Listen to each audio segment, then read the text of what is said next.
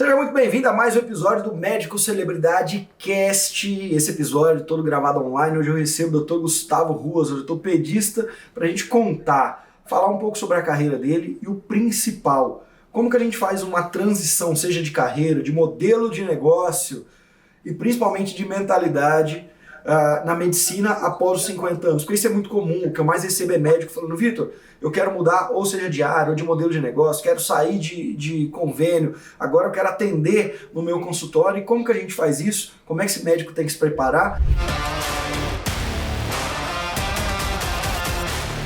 E aí, Gustavo Rô, seja muito bem-vindo, e já conversando aqui com você, já traz para mim uma pequena apresentação e o como que foi para você realizar essa mudança. Oi, Vitor. Olha, é um prazer estar aqui com você, obrigado pelo convite. Vai ser muito gostoso a gente poder conversar e tentar passar para o pessoal que está fazendo essa mesma transição que eu fiz. Eu vou contar um pouquinho da minha história. Eu me formei há 37 anos e vim trabalhar em Franca, junto com meu pai, que também é ortopedista. E nós tínhamos aqui em Franca um convênio. A gente era dono do convênio, era o convênio do Hospital Regional. Os médicos eram os proprietários. Então, a gente se pagava muito bem, a gente cresceu muito aqui. De repente, veio um convênio maior, uma operadora de saúde maior, comprou todo o complexo, e aí começou a ter que mudar o jeito de trabalhar. A gente já não era mais dono do negócio, né? E nessa ocasião eu tinha já mais de 50 anos, um convênio, um consultório todo estruturado para atendimento de convênio, e falei: bom, agora precisamos mudar. Só que a mudança, a gente não tem ideia de como estruturar essa mudança. Eu sei que eu tenho que atender mais particular, eu sei que eu tenho que deixar o convênio, mas qual é o ritmo? Como é que faz isso daí? Será que eu troco de convênio, passo para a Unimed? O nosso convênio era muito bom, mas era uma gaiola de ouro mesmo, como todo mundo já usa essa expressão. A Unimed é outra gaiola de ouro, ela te limita. Então, eu falei: não, eu não quero, eu quero partir para o particular. E aí eu precisava de uma maneira estruturada para fazer isso. Porque eu gosto de contar para as pessoas assim: olha, a gente consegue aprender japonês sozinho. Se é só me largar no Japão, eu vou ter que aprender. Mas se você tiver um professor do lado, é muito mais fácil. E aí entrou o Médico Celebridade, o CRM Black, com estrutura, com método. E aí a gente começou a aplicar a metodologia para você captar de novo os pacientes particulares e trazer para o consultório. Maravilha! E aí então você fez essa transição meio que forçado. E qual que é a grande dificuldade no teu caso, e aí que você pode se estender para outros colegas, mesmo com ajuda? Qual que é a grande dificuldade de a gente sair de um modelo de negócio no qual, no caso de vocês dominavam esse plano de saúde, então você sabia toda a operação, como é que funcionava? Como é que foi para fazer essa ruptura para o consultório particular? Principais dificuldades que você teve ao longo do tempo? Olha, a gente vai dar até risada junto, mas a principal dificuldade que eu tenho aqui em Franca é que, eu escutei de muita gente, e até eu tinha um sentimento assim: Franca não tem paciente particular, né? Aí você começa a pensar e fala assim: olha, todo mundo fala isso e toda cidade tem paciente particular. Aí, recentemente, numa pesquisa, Franca foi considerada a segunda melhor cidade do mundo para se viver, do Brasil para se viver. Tem 350 mil habitantes. É óbvio que tem paciente particular. Só precisamos achar, né? Mas para a gente achar, ou melhor, ser achado, de novo, estrutura de propaganda agora é outra coisa, porque antes era só abrir a porta, o convênio era nosso, o paciente vinha. Agora não, agora eu tenho que ir atrás. Então, a estrutura de como gerenciar uma clínica de maneira empresarial, como captar paciente, como abrir boca de funil, como converter, isso tudo tem método. E aí entrou a metodologia que a gente aplicou desde o começo. E isso vem funcionando. É lento, isso não é rápido, mas a persistência tem que ser mantida, né? A insistência, né? Você tem que definir um rumo, eu quero andar por aqui e fazer cada passo naquela direção.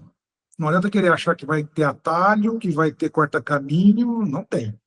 É dia a dia, e aí a gente começa, tendo uma clínica particular, é a hora que a gente aprende que não adianta simplesmente o atendimento pessoal ele ser legal, ele ser bom, ele ser atencioso. O resultado de um tratamento, de uma cirurgia, fantástico. No paciente particular, toda a jornada tem que ser maravilhosa. Desde o primeiro contato ao consultório, toda aquela coisa de modo intencional que a gente vai fazer, tem que ser feita, né? Então, tudo isso entra todo aquele trabalho de atendimento, de atenção ao cliente. E isso, apesar da gente já atender nossos pacientes muito bem no nosso convênio, hoje é primordial, hoje é só assim que tem que ser. Você não pode deixar passar aquilo que está na sua mão. Tem coisa que você não tem controle, mas aquilo que está na sua mão tem que ser aplicado. Exatamente. Hoje em dia já não é uma questão mais de fazer diferente, é de fazer o mínimo, atender bem esse paciente como sobrevivência. E Gustavo, você tem muita história, né? Você viveu muitos momentos diferentes, seja de modelo de negócio, seja na própria medicina. Traz para mim como é que era um tempo atrás ter um consultório e como é que é hoje. Então, como eu te vim para Franca trabalhar com meu pai. Meu pai pegou uma época de ouro da medicina. Meu pai formou em 1963. Então, uma época que não existia nem INSS. Na época era INPS, estava começando, querendo começar. Então, ele pegou uma época de ouro. Só que daquele jeito que ninguém aprende. Ele tinha um consultório, uma secretária e ponto, não tinha mais nada. Aí, quando eu vim para cá, como já era um sistema de convênio, eu entrei no esquema do meu pai. Ó, ganhou isso, gastou isso, o que sobrou divide por 2. Não fazia nem caixa, o caixa era o bolso. Caixa, olha, escuta, quebrou tal coisa, precisa mandar consertar. Põe aí, depois, no fim do mês, um paga o outro. Aquela coisa bem primitiva mesmo. Agora, aqui no Instituto, esse Instituto eu estou sozinho, né? Meu pai está com 86 anos, está parando agora também, então, assim, aqui agora é voo solo. A principal mudança que eu tive que fazer na marra é aprender gestão. Não dá para você tocar um consultório, aqui nós somos hoje em 13 pessoas, então nós temos tem que ter gestão, tem que ter a gerente, tem que ter a secretária, tem que ter comercial, secretária 1, secretária 2, né, comercial, follow-up. E então não é nada daquilo que a gente aprendeu na faculdade, que na faculdade você aprende a ser médico. Aliás, na faculdade você aprende medicina. Ser médico é um pouquinho diferente. Mas você aprende medicina e ninguém te fala como é que é um consultório. Mesmo porque, na minha faculdade, os professores são de tempo integral. Eles são dedicados à faculdade. Então, eles não têm noção de que é um consultório. Universidade pública, eu formei em Ribeirão Preto. Então, o professor, ele trabalhava, ele vivia para o hospital, vivia para a faculdade. Ele não sabe o que é um consultório de rua, né? Então, a gente tem que aprender, aprendi um pouco com meu pai, mas eu tive que aprender na marra mesmo, escutando, vendo vídeo, instruindo através de cursos, mentorias. Então, a gestão, eu acho que foi a coisa mais difícil pela qual eu passei. Com certeza. Você falou para mim 13 pessoas, fazer gestão de 13 pessoas, que é o que acontece no seu instituto, não é muito ensinado, e o principal, começa a entrar uma, depois duas, depois três, na hora que a gente vê, tem que ter o gestor do gestor do gestor do gestor. Fala para mim, você tem 13 pessoas hoje, vamos começar pelo que cada uma faz aí dentro, para depois a gente começar a falar sobre gestão nesses aspectos. Nós temos 2 secretárias da recepção, temos uma no comercial, eu tenho uma gestora que faz a gestão da clínica, tem a Ana, que você conhece, que é a minha esposa, que faz a parte do financeiro e do marketing. Eu tenho 5 fisioterapeutas que são contratadas, todas registradas. A única que não tem registro aqui é a Ana Cláudia. E tem a moça da limpeza, né? E tudo isso tem que ser gerido. E onde você entra nessa gestão? Olha, uma das coisas importantes que eu tive que aprender em gestão foi delegado. Porque, como eu fui pego de surpresa nesse atropelo, nessa mudança, como eu te falei, o carro estava andando. Eu tive que trocar o motor com o carro sem parar o motor, porque os boletos vão chegando, né? Então, eu tive que delegar isso tudo. Então, eu treinei a nossa gestora, Tatiane, depois eu fui passando para a Ana Cláudia. Com a saída do convênio, me sobrou tempo. Então, eu tive um pouco mais de tempo para fazer e estudar gestão. Mas eu tenho que treinar. Tenho que treinar um por um. Treinei secretária, treinei comercial, treinei a gestora e a Ana Cláudia vem treinando comigo já faz um tempo. E eu recebo os dados, né? Aquela coisa de supervisor. Isso aí, desculpa te interromper, eu aprendi eu tive uma grande oportunidade, uma vez, de conversar com o doutor Antônio Hermínio de Moraes, que foi presidente da Votorantim. Muito bom. Ele, na ocasião, ele gerenciava 72 empresas. E era alguma coisa na beneficência portuguesa. Não sei se era o superintendente. E eu falei, doutor Antônio, como é que o senhor faz isso? Ele falou, eu tenho um braço direito em cada empresa, eu vejo os números. Ele me traz os números. Mas eu deixo para ele fazer. Eu delego, eu falo, eu quero isso, se vira. E isso eu tive que aprender a fazer, porque no começo, claro, eu que fazia.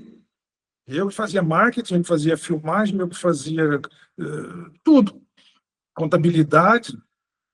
Tem um escritório de contabilidade, mas eu que tinha que entregar os dados para eles. Hoje não. Hoje a gente delegou tudo e eu pego reunião semanal com a diretoria, com o marketing, com o comercial e um briefing praticamente diário com o time de fisioterapia. Isso é fundamental. O que você trouxe que o doutor, se eu não me engano, foi até candidato à presidência, né? E era considerado um dos homens mais ricos do Brasil. Chegou uma época que ele era o mais rico do Brasil. A Votorantim era a maior empresa brasileira. Maravilha. Então, assim, uma cabeça muito à frente do seu tempo. E talvez a coisa principal que ele te trouxe, e se fosse me perguntado, eu ia responder algo muito parecido, que é, eu preciso ter ali um gestor operacional, alguém para administrar, e a gente consegue depois olhar por KPIs, né, por KPIs, por resultados chaves ali, Key Performance Indicators, que é o que todo gestor deve fazer, sendo pequeno ou grande. Só para você ter uma noção, você fez o CRM Black com a gente, né, que é a nossa mentoria que ajuda Sim. vocês principalmente marketing comercial e criar os protocolos. Ou seja, a vender e aumentar a lucratividade do consultório. Mas é muito latente que esse mentorado, ou quem passa por mentorias assim, que primeiro eu cresço, depois eu organizo. E nunca o contrário. Eu também acredito nessa, que primeiro eu crio o progresso e depois a ordem, não o contrário. Tem gente que está organizando faz 20 anos e não cresce nunca. Então a gente está gravando essa mentoria CRM Gold só sobre gestão. E eu sei porque está muito fresco na minha memória. Eu acabei de deixar as aulas prontas recentemente. E uma das coisas que a gente gravou ali são os indicadores chaves do consultório e de todos os macrofluxos. Então, fluxo de recepção, fluxo de comercial 1, fluxo de comercial 2, fluxo de entrega, porque você tem que entregar, seja uma cirurgia, entrega do produto, né? Uma cirurgia, um protocolo, um procedimento. Então, tudo isso é fluxo, e fluxo de marketing. Todos esses macrofluxos, eles têm que produzir indicadores. E esses indicadores, eles não têm que ser o médico que corre atrás. Eles precisam ser reportados para o médico. Alguns indicadores são do nível que a gente considera diário. Então a gente tem lá uma meta diária para cada indicador, a gente tem os indicadores semanais, a gente tem os indicadores mensais. E o ideal é que os colaboradores do consultório reportem esses indicadores para o gestor, que o gestor depois reporta para o médico no seu ritual, ou se o médico é o gestor, ele recebe diariamente dos seus colaboradores. É o que eu sempre falo, é fazer com que o seu filho leve o boletim para você, não que você tenha aqui na escola buscar o boletim. né? Isso é muito importante. Agora, a gente vê que no dia a dia, a rapaziada, o médico que está na correria, ele não tem muito essa cultura, primeiro, de receber bons reportes dos seus colaboradores, do seu time. Segundo, ele não sabe o que fazer com esses reportes. Então, criar essa estrutura é uma maneira mais complexa. E olha que interessante, você já tem essa, seja porque ouviu uma vez um gênio falar isso para você, mas começou a criar essa cultura. Então, ou seja, a organização já é base do seu fruto. Agora me fala, gestão, já que é um tema que você gosta, tem alguma coisa sobre gestão que você gostaria de discutir comigo, sobre gestão de consultório, para ou eu te trazer insights, ou a gente entrar dentro desse tema, dentro do mundo vasto que é a gestão, né? Onde que você gostaria de se aprofundar e a gente bater um papo aqui? Olha, na parte de gestão, o que aconteceu? A gente sempre teve um interesse pelos dados, só que isso não estava desorganizado. Eu acho que a coisa mais importante é você organizar os seus dados, porque isso foi uma dificuldade muito grande que eu tive, Vitor. Foi assim, olha, você precisa desse KPI, você precisa disso, disso, disso, disso. Tá bom. Eu dei um jeito de ir atrás daquilo. Muito daquilo eu já tinha, só que eu chamava de outra coisa, porque, como a gente falou, primeiro progresso, depois organizou. E só que aí depois, o que fazer com esses KPIs? Como é que eu analiso esses KPIs? Sabe, eu acho que gestão é muito mais do que você entender números. Eu digo assim, quando você entende, quando você tem os números na mão, é como você pegar um carro e ler o manual. Isso não te ensina a dirigir. Agora, a hora que você entende de gestão, aí você, o que eu vou fazer com esses números? Qual é o objetivo que eu tenho que mudar? Então, eu acho que a grande sacada da gestão é saber o que fazer com os números. Ah, maravilha. Muito bom, Gustavo. Eu sempre falo o seguinte, tem uma metodologia que essa é minha e é o que a gente ensina lá no Gestão Ágil de Consultório ou até na mentoria CRM Gold. Bom, essa metodologia eu vejo que a gestão ela é um tripé. Eu chamo o triângulo da gestão.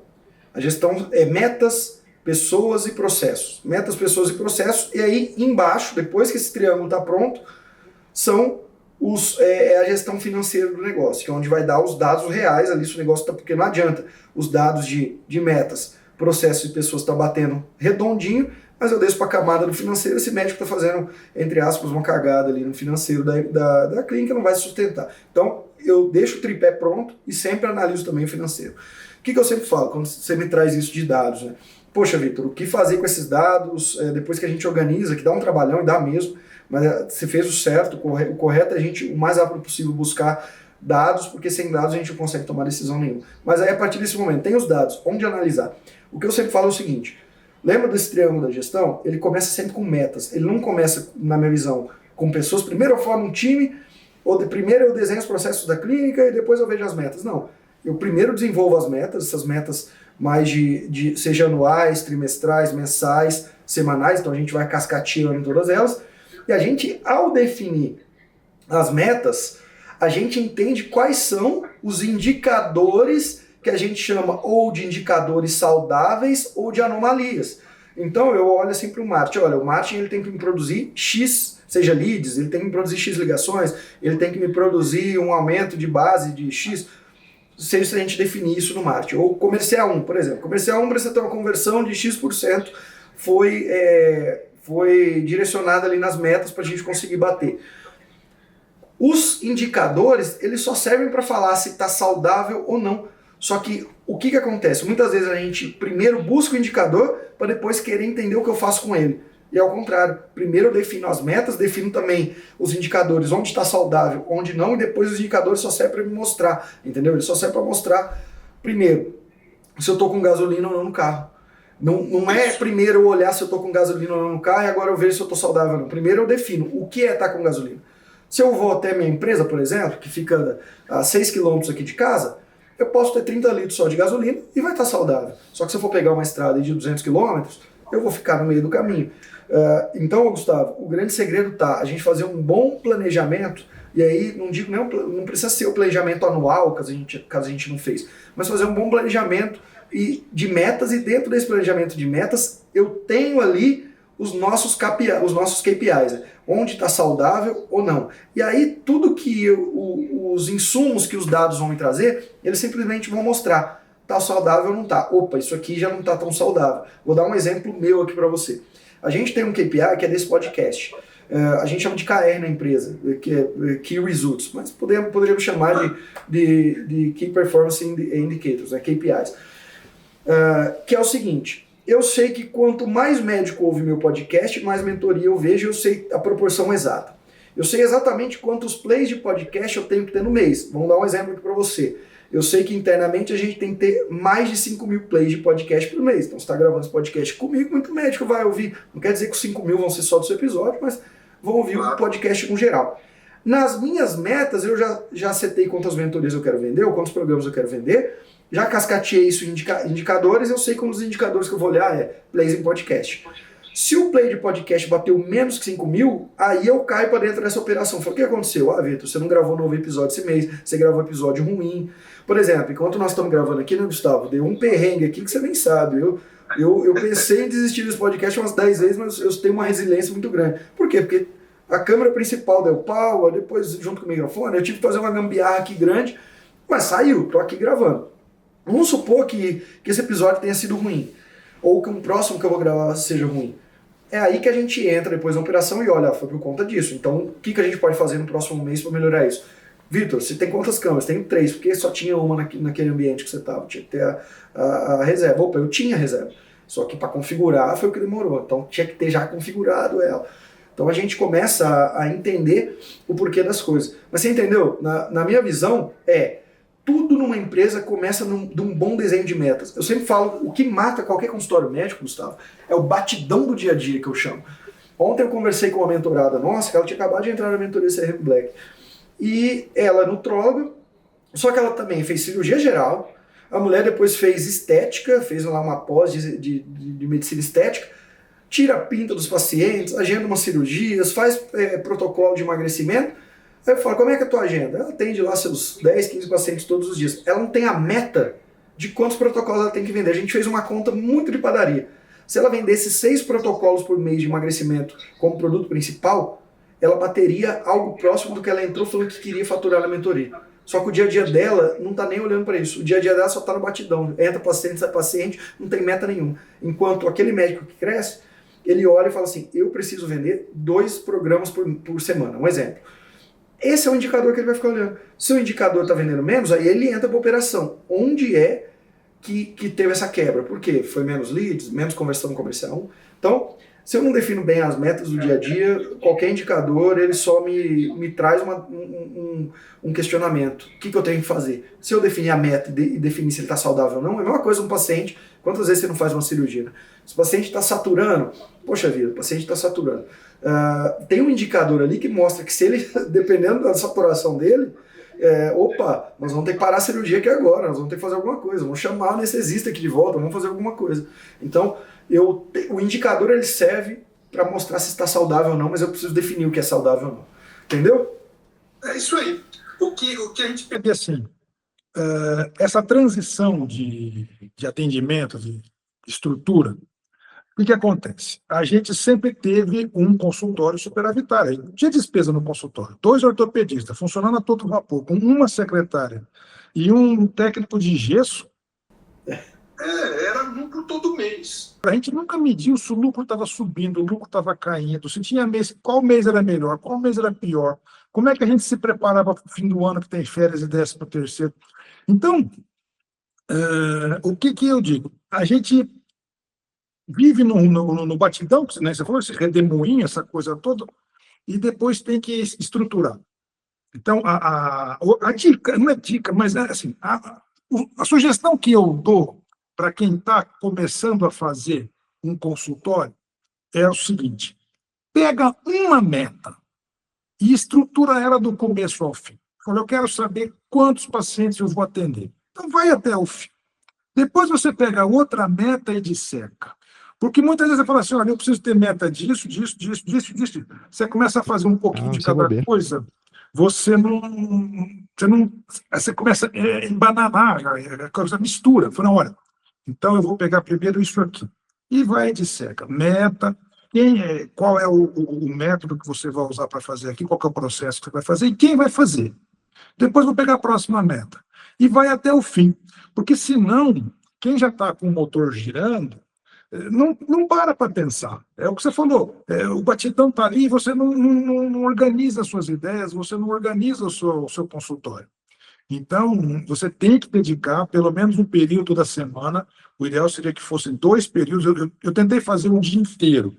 Não tive uma experiência muito boa. Então, eu peguei 2 períodos na semana, uma manhã e uma tarde,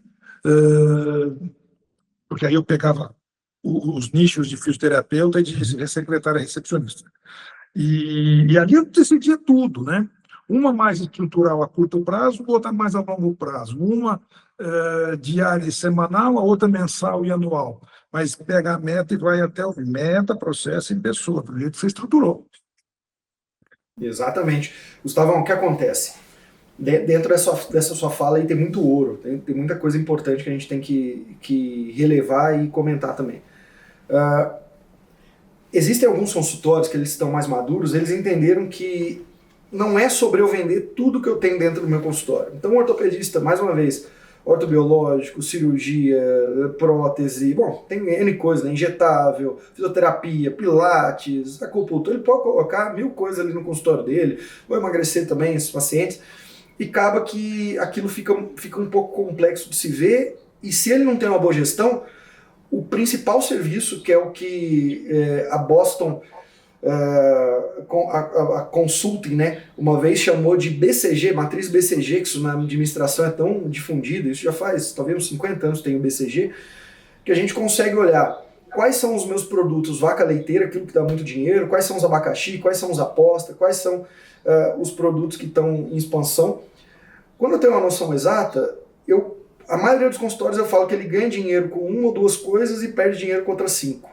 E ele tinha que focar o consultório inteiro dele naquilo que traz mais receita. A não sei que ele consiga ter uma visão muito clara de escada de jornada de produtos. Mas vamos pegar aqui o porquê que eu estou trazendo isso. A maioria, eles criam indicadores ou uma meta, só que muito misturada. Os consultórios mais maduros, por exemplo, o André, que você conhece, que é ali do MedBoss, que você também é membro. O André não é que é simples a gestão dele, mas ele conseguiu simplificar. Por quê? Ele consegue bater mais de 1 milhão de faturamento todos os meses de uma maneira seguida durante muito tempo. Por quê? Porque ele já entende que o ticket médio dele de cirurgia é 70 mil reais, então ele sabe. Se eu faço 10 cirurgias no mês, é vezes 70 mil, dá 700 mil. Se eu faço 20, é 1 milhão e 400. Ele já sabe. Por quê? Porque o ticket médio já está pronto. E ele tem um indicador, 15 cirurgias por mês. Esse é o indicador. Se fizer 15 cirurgias por mês, a gente bate 1 milhão de faturamento, um pouquinho mais, e é a minha meta. Todo o consultório dele, todos os colaboradores, o marketing, o comercial, tudo é feito para fechar o mês com 15 cirurgias. Eu chamo isso de gestão por meta-mãe. Então a gente coloca essa meta-mãe. Essa meta-mãe seja, eu vou fazer X cirurgias, eu preciso fazer X primeiras consultas no mês, eu preciso vender tanto desse protocolo, a gente define ela. Então, e existem vários casos, estou dando um exemplo do André aqui, vocês conhecem. Então eu tenho ali que eu preciso vender minhas 15 cirurgias no mês. Quando eu defino a meta-mãe, para que serve depois os outros indicadores? De uma maneira de cascata. Então vamos lá, vamos olhar. Para eu vender 15 cirurgias, qual que é a próxima coisa que eu tenho que analisar? Quantos orçamentos eu tenho que fazer no mês? Então você olha uma base e fala, opa, para eu vender 15 cirurgias, eu preciso fazer quantos orçamentos? Aí a gente encontra a média. Opa, eu preciso entregar 30 orçamentos. Aqui é um exemplo. Tá? Eu já entendeu que se eu entregar 30 orçamentos, eu faço 15 cirurgias numa média. Legal. Para eu entregar 15 orçamentos, quantos agendamentos de primeira consulta, ou do que eu chamo aqui na mentoria de apresentação de vendas, eu tenho que ter? Olha, nós precisamos fazer, aqui é mais um exemplo, 45 agendamentos de primeira consulta, porque uma parte não vai, e aí vão dar 30 pessoas que vão estar ali, na verdade vão dar 35, 5 geralmente não é cirurgia, apesar dele já ser bem nichado, o paciente já saber que é cirúrgico, que é pós-bariátrico, tá? Reparador. E a gente vai conseguir entregar aqui 30 orçamentos, desses 30, 15 fecha. Legal. Pra gente então agendar 45 consultas, quantos leads eu preciso no mês? Vai precisar de 2.000 leads no mês. Marketing, eu não sei o que você vai fazer, mas me entrega 2.000 leads no mês, que eu consigo fechar. Se eu entregar 2 mil leads no mês, e o comercial 1 ele consegue fechar 45 consultas, eu tenho isso mapeado e eu trabalho só no indicador mãe. Esse mês eu vou bater 15 cirurgias ou não? É o indicador, aquele indicador central, o indicador mãe. Vou bater 15 cirurgias ou não? Vou bater 15 cirurgias ou não? E aí fica um modelo de gestão mais simplificado. Por quê? Porque para eu bater 15 cirurgias por mês, se eu preciso entregar 30 orçamentos, eu preciso entregar 7, 8 orçamentos por semana. Toda semana eu estou olhando esse indicador. Entreguei essa semana 8 orçamentos? Entreguei? Consegui agendar, assistir cirurgias? Entreguei? Então seria muito ideal a gente definir uma meta mãe. E também entender o modelo de negócio, né? É o que eu falo. Muitos dos negócios que a gente tem dentro de uma clínica, eles estão pegando todo o lucro que um outro traz e não dá. Então, por exemplo, o André poderia fazer rinoplastia, poderia fazer, apesar dele fazer, pô, um outro que quer, mas todo o marketing dele não é para isso. Poderia fazer qualquer outra coisa. Não, Vitor, eu quero é focar na cirurgia reparadora com o ticket de 70 mil para eu fechar mais de 1 milhão todos os meses. Então, se eu posso agregar alguma coisa em gestão, Gustavão, é isso. Mas acho que o nosso papo só chegou até aqui porque você trouxe também insights pertinentes, né? Se quiser complementar aqui comigo. O que a gente vê nesse tipo de meta-mãe é justamente o exemplo clássico da primeira meta que você precisa. Veja, é mais ou menos a teoria do Pareto, 80-20. Se você precisa focar 80% do seu esforço naquilo que te traz resultado. Os 20% você pode diversificar. Só que, primeiro, faça aqueles 80%. Às vezes a pessoa fica se distraindo com os outros 20% e não vai chegar na meta. A minha meta não é cirurgia bariátrica. Vamos pegar o caso do André, que você trouxe bem, é um exemplo muito bom. Reparadora, né? Pós-bariátrica. Ele não tem que fazer cirurgias. Mas ele pode fazer uma rinoplastia. Esquece. Foca na bariátrica. A hora que ele tiver com toda essa engrenagem que você mostrou, essa cascata retroativa, né? Que a coisa vai andando para trás. Para você ter a meta lá na frente, você tem que ter a meta de consulta, você tem que ter a meta de lead, aquela coisa toda. Quando isso tiver bem dissecado, bem estruturado, sabendo quem é quem em toda a cascata, agora eu vou me dar ao luxo de fazer outras 20% de coisas ali e trazer a minha esforço. Mas é por isso que eu falei, você pega uma meta e disseca tudo desde o começo, como é o método daquela pessoa fazer o processo, quem é o responsável, quem vai te entregar o KPI. Né? Então, eu acho que isso tudo é muito é o objetivo da gestão, porque a gente, no dia a dia, se você já está com o motor rodando, você vai se perder em trabalhar, você vai se perder em dar plantão, às vezes, porque tem sempre algum boleto que está caindo, você quer saber se... Não, define. Para um dia para você pensar nisso e faz aquela meta até o fim. E aí a gente roda. E é possível, né, Vitor? Veja, eu falo o seguinte, se eu, com mais de 50, em Franca, bela cidade, é uma delícia, tem os seus problemas, aquilo que a gente estava falando. Franca não tem paciente... Mas, Gustavo, alguém anda descalço em Franca? Pois é, não tem perigo. Mas, de novo, assim, essa é a verdade. Se o francano é mão aberta ou mão fechada, é a minha realidade. Eu escolhi viver aqui. Eu sou daqui, nasci aqui, e eu quero ficar aqui. Então, eu tenho que lidar com as minhas dificuldades. Isso não pode servir de desculpa para falar, eu não vou fazer porque francano não paga tratamento particular. Se vira, bichão. Tem jeito, sabe? Você precisa dar um passo de cada vez, ter constância, ter perseverança, porque vai ter pedra no meio do caminho, sempre tem, né? Então, assim, dá certo. Você precisa ter um método, primeiro, você precisa ter um objetivo, você precisa ter um método e você precisa ter vontade. E vai dar certo. Exatamente, vai. E tudo isso é o que eu tenho aplicado, pelo menos nos últimos 1 ano e meio aqui na gestão dos meus negócios, é a gente definir meta mãe, cascatear e só ficar olhando para isso. Todo santo dia. Gestão, eu sempre falo assim, gestão é agenda. Eu quero aprender um curso de gestão, como é que eu faço gestão? Eu falo, cara, primeiro, você tem agenda de gestão?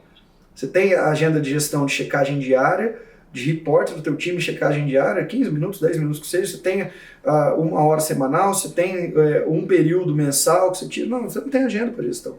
Gestão, ela é mais do que aprendida, mais do que metodologia, mais do que qualquer outra coisa, é ter agenda para ela. Então isso é fundamental. E Gustavo, agora, quando a gente fala de gestão, né, talvez um dos maiores gargalos, além de bater as metas, é o que faz a gente bater as metas. Processos e pessoas, né? Então defino metas, depois triângulo ali, processos e pessoas. E geralmente o médico ele tem mais dificuldade, e aquilo que não só o médico, mas qualquer empresário, com pessoas mesmo, né? Desde contratação, manutenção, um bom onboarding, um bom treinamento, depois fazer esse desenvolvimento, esse PDI, né, desse colaborador. Conta para mim, com 13 funcionários, se você pudesse elencar o que você acha que você está fazendo muito bem no quesito de pessoas, mas vamos começar primeiro sobre as grandes dificuldades desse médico gestor com pessoas.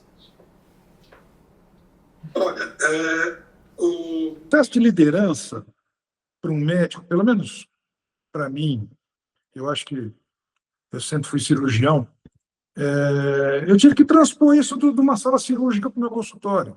No centro cirúrgico eu tenho que liderar desde o anestesista, que é um médico, então ele tem um jeito da gente trabalhar com ele, tem que trabalhar com a enfermeira, tem que trabalhar com a técnica de enfermagem, tem que trabalhar com a moça da comissão de infecção hospitalar. Você tem que lidar com todo mundo. Você tem um processo para saber se o equipamento que você vai usar está preparado de véspera, se o material está esterilizado, se o parafuso que a firma ia mandar, ia trazer de São Paulo chegou. Então, tudo isso é um processo. Então, basicamente, na parte de pessoas, você tem que entender. Pronto, você definiu uma meta, você falou que define meta, pessoas e processo. Eu, pessoalmente, tive mais experiência colocando o processo antes. A meta que eu quero... não, eu também, eu troquei aqui, a metodologia é meta, processo, pessoa. É isso aí. Então é isso. Tá bom, como isso vai ser feito? E aí eu vou definir quem vai fazer. Na parte de contratação de pessoas, isso é uma coisa assim, é muito difícil você dar uma receita, uma regra, porque a gente contrata uma pessoa numa entrevista de 10 minutos. Você lê o currículo, vê como é que é e tal, e você acaba contratando a pessoa muito na emoção.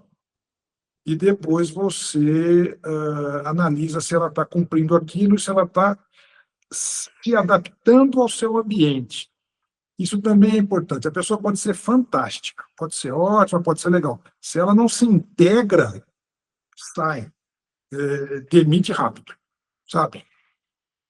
É a máxima, contrata devagar, demite rápido. Veja, no consultório lá do meu pai, junto com ele, nós tínhamos uma secretária de 19 anos de serviço, não de idade.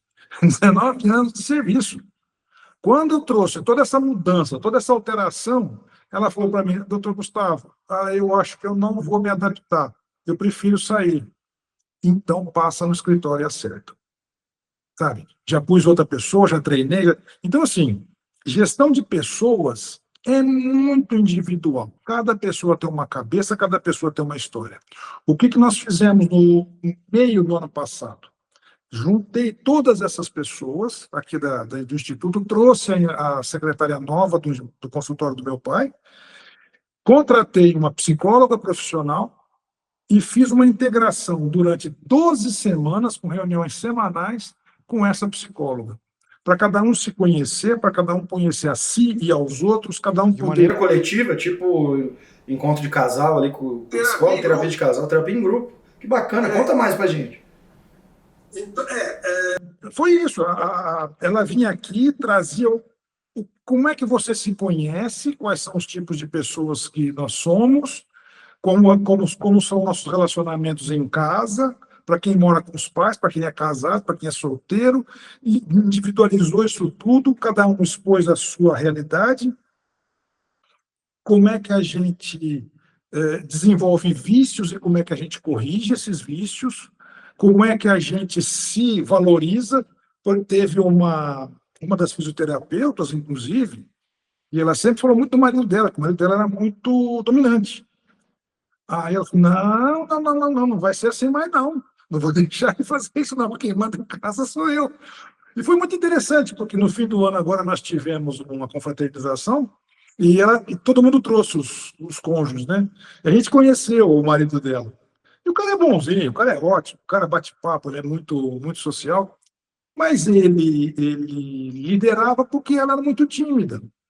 Então, as pessoas se ajudaram aqui, e isso deu uma integrada muito grande na equipe, inclusive na secretária que fica lá no consultório do meu pai, que é daqui, ela se considera uma funcionária daqui do meu instituto. Ela só está num posto avançado, né? Então, isso foi muito bom. Então, essa gestão de pessoas, isso precisa ser feito para o time se entrosar, um ajudar o outro.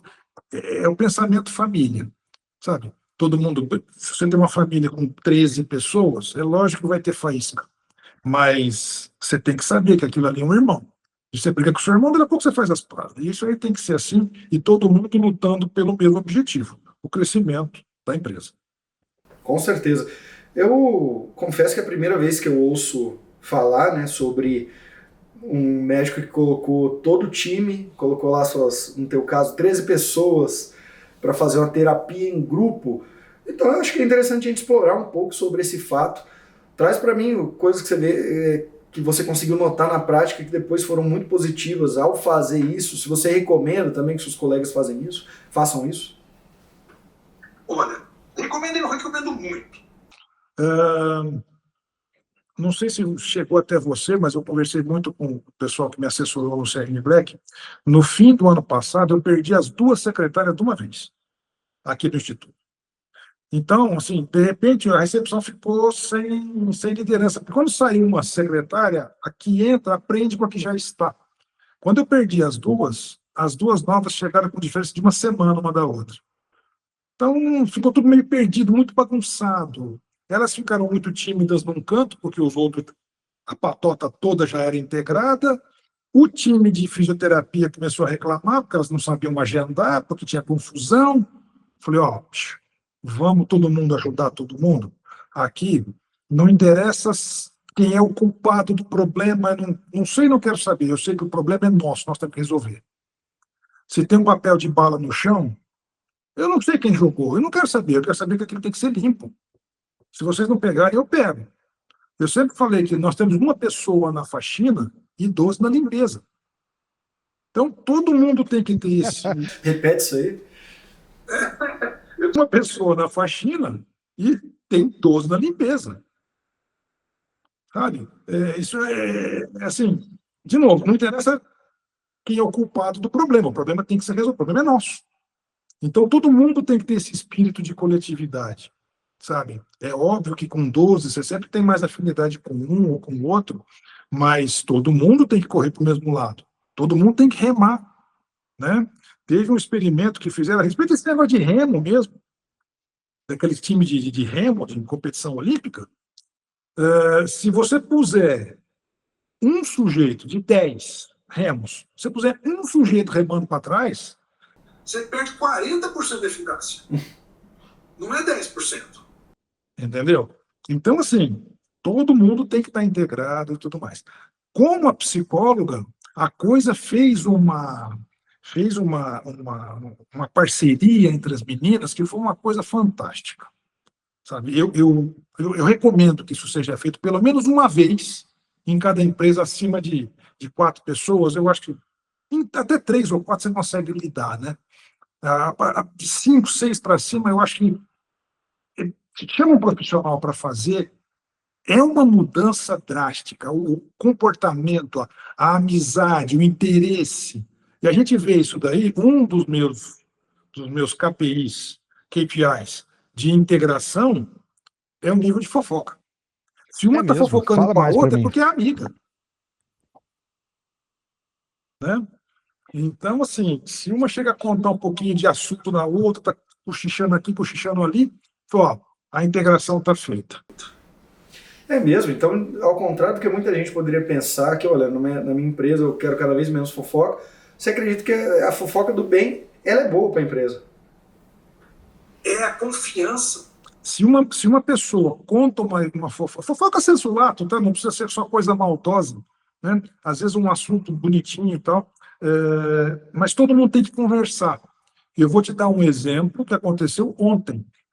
Nós atendemos um paciente no fim do ano, em novembro, com uma fratura de patela, e ele precisava de um período de 2, 3 meses para se recuperar sem cirurgia. Já estavam querendo operar, e estava falando, não, a gente consegue operar, tratar você sem cirurgia. Eu falei, doutor, mas eu preciso de uma certa urgência, porque no fim de janeiro eu tenho uma promoção. Se eu não tiver bom, eu não consigo essa promoção. Eu falei, olha, o fim de janeiro está muito próximo. Conversa com o seu chefe, fala para ele segurar sua promoção até o fim de fevereiro e eu te garanto que você consegue. Se precisar, eu mesmo pego o telefone e ligo para ele. Ontem elas já chegaram. Doutor Gustavo, duas. Doutor Gustavo, tem uma fofoca boa para te contar. O fulano já conseguiu a promoção dele. Olha, o serviço que nós fizemos, ele está super satisfeito.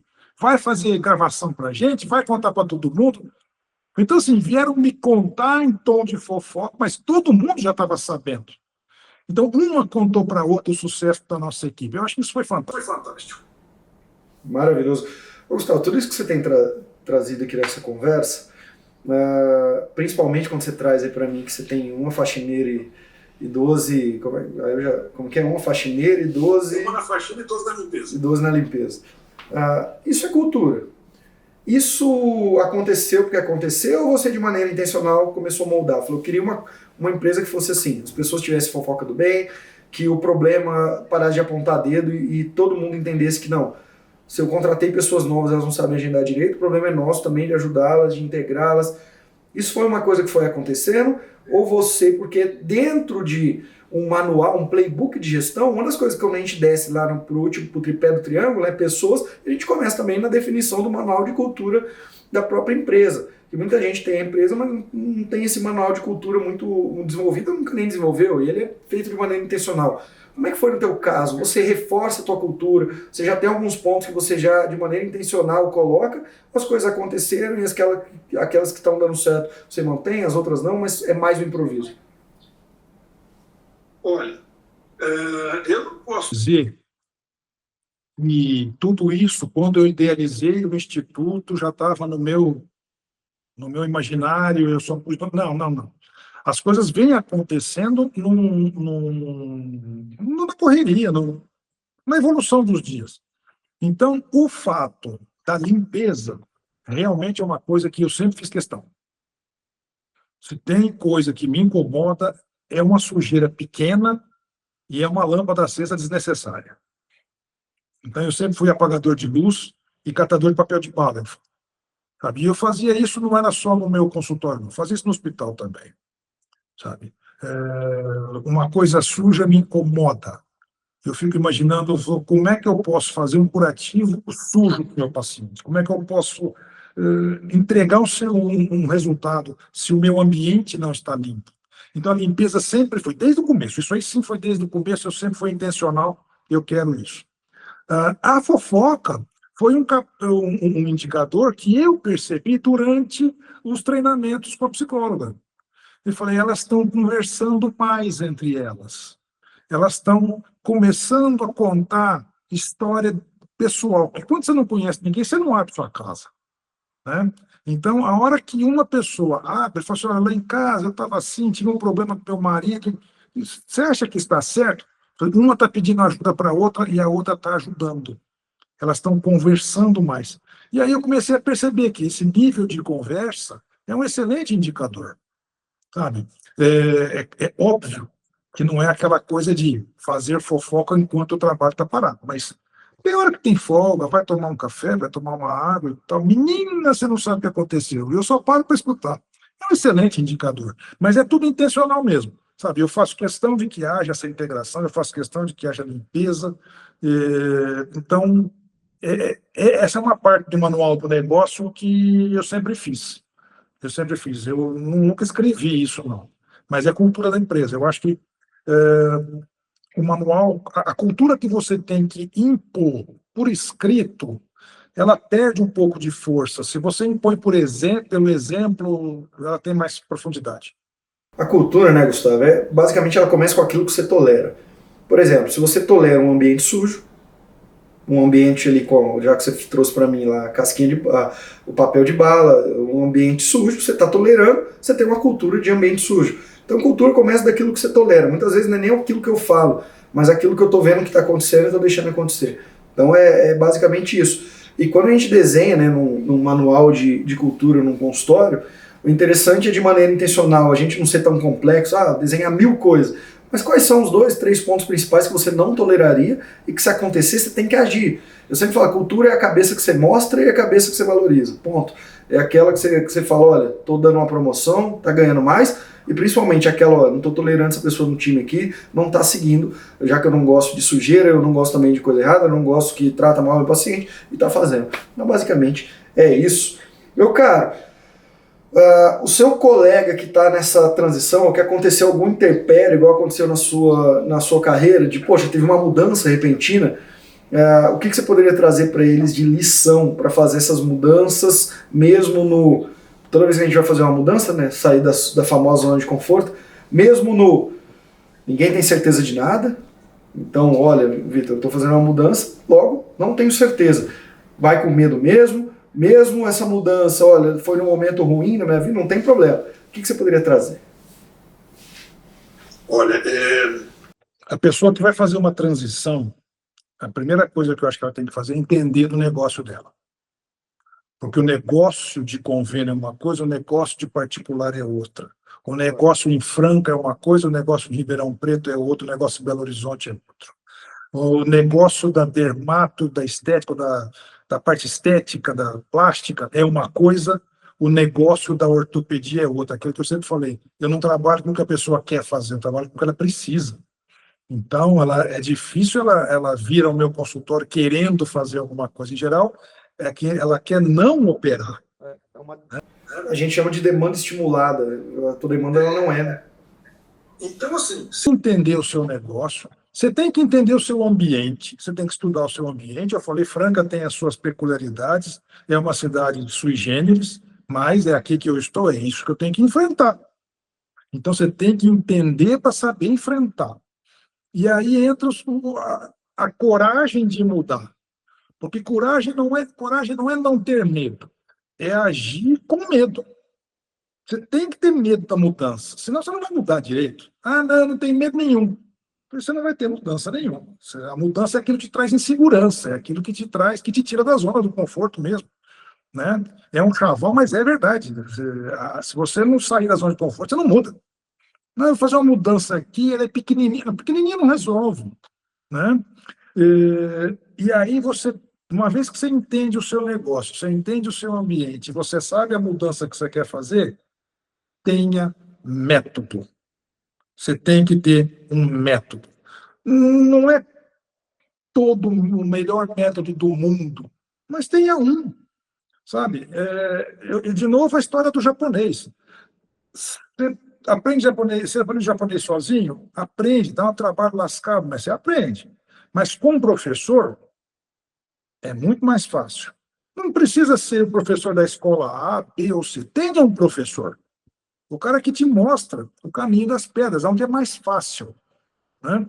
Então, é possível, mas você tem que entender o negócio, entender o ambiente, ter uma meta de mudança grande e tenha método. E aí você tem que ter perseverança, porque não vai ser caminho de rosas. Tem espírito e bastante. Demais. Meu instituto eu já tive muito motivo para fechar. Sabe? O primeiro deles foi a pandemia. O instituto foi feito em 2016, em 2020, com 4 anos, é a hora que você realmente está tirando o avião, o jumbo, né?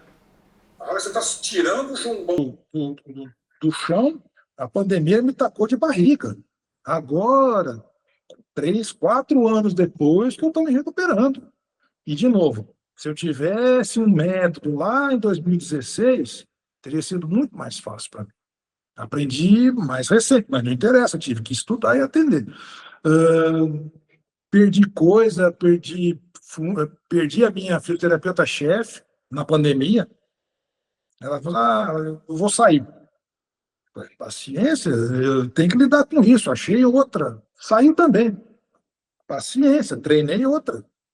Então, assim, tem espinho grande, mas a gente consegue. Resiliência, determinação e perseverança. Com certeza, eu também. Quem vê, você teve a oportunidade de conhecer minha empresa em Belo Horizonte, agora a gente criando a primeira escola de gestão, né, física para médico, um negócio grande, mas não é também só maravilhas, não. Gestão é no dia a dia, só a gente sabe, né? O que a gente não faz para pagar uma folha alta, para manter as coisas, os problemas acontecem, cara, não tem como. Assim, mas eu prefiro resolver os problemas da minha empresa do que resolver o problema da empresa do outro. Gustavão, a turma tá. Eu gostei muito que você trouxe para mim essa questão de tenha um método, tenha um professor e segue esse raio desse negócio.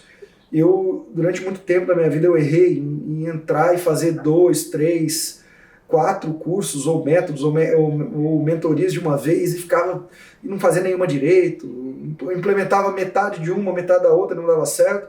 Eu entendi que eu deveria focar aquilo que começou a dar certo para mim, eu vou focar, e meio que não larguei a mão do meu mestre. Eu já cometi erro também de entender uma metodologia, ganhar dinheiro com ela e falar, não, agora eu vou para outra. Sendo que, cara, quando você já validou o negócio, por que eu vou sair? Né? Então, consistência é muito importante também nesse caminho.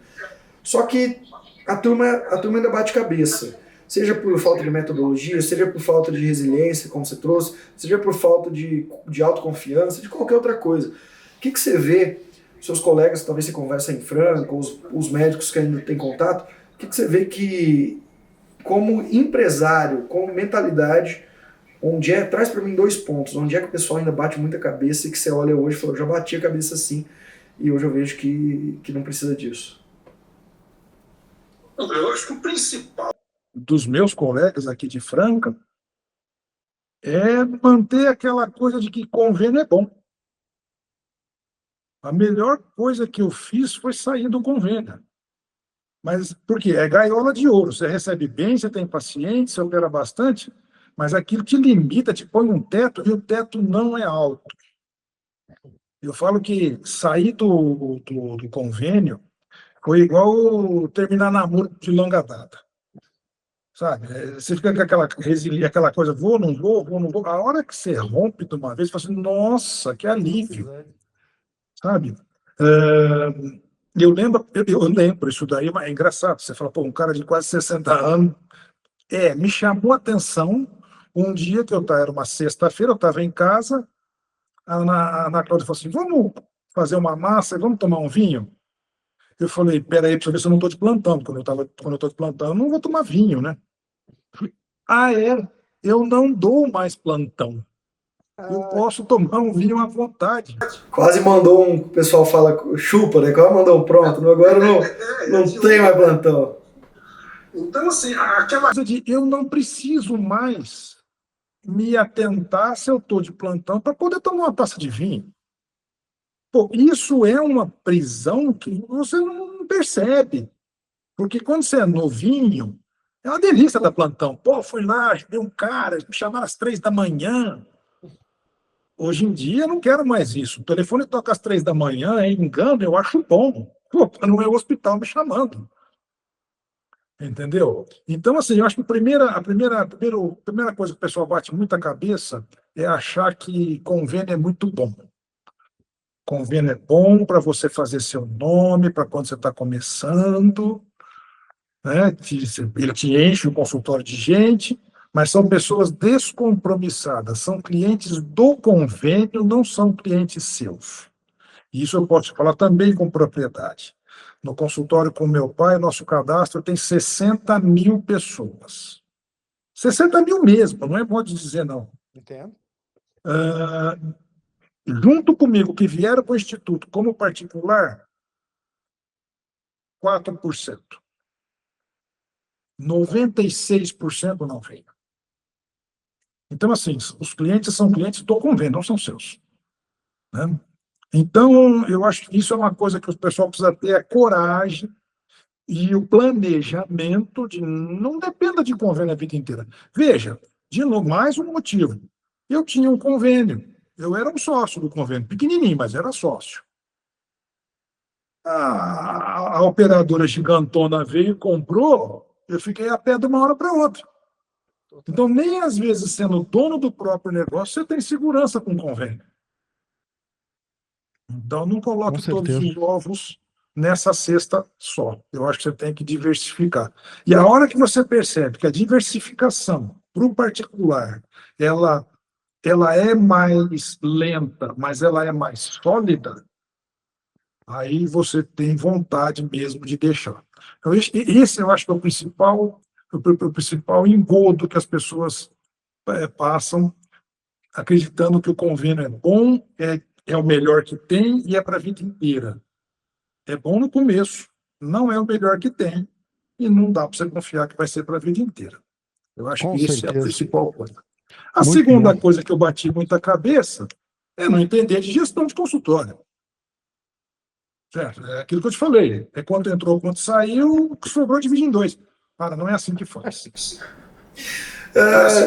Uma das melhores, eu acho que a explicação vou usar um dia. Uma das melhores insights de gestão que tem. Quer aprender a gerir consultório? Muito fácil. Quanto entrou, quanto saiu, divide por 2. Muito bom.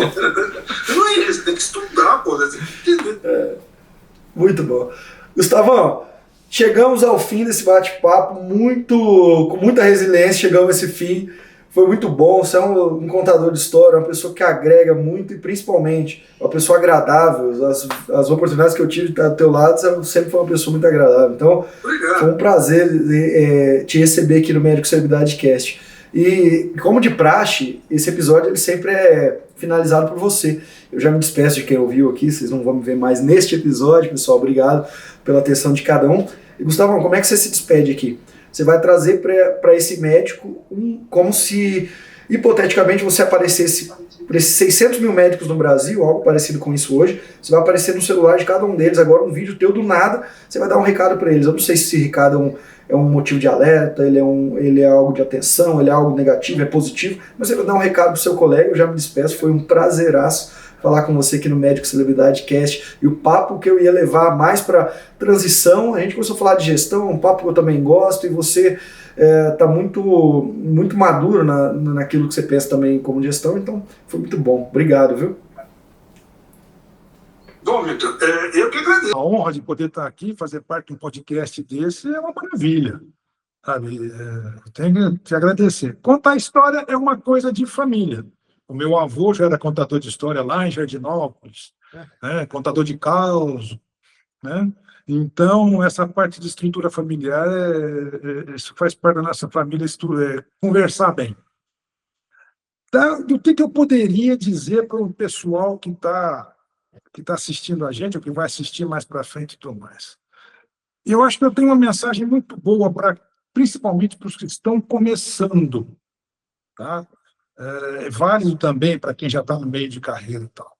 Eu falo, pare para programar a sua carreira. Defina o que você quer da sua vida.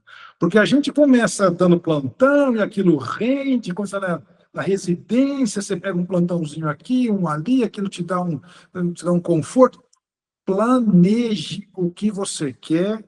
E quanto mais você tiver sozinho, mais fácil. Para você, sozinho que eu falo, é para planejar.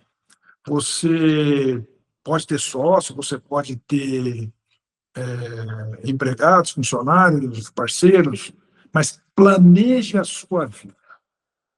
Né? Porque planejando você vai ter percalço. Não deixe o navio à deriva.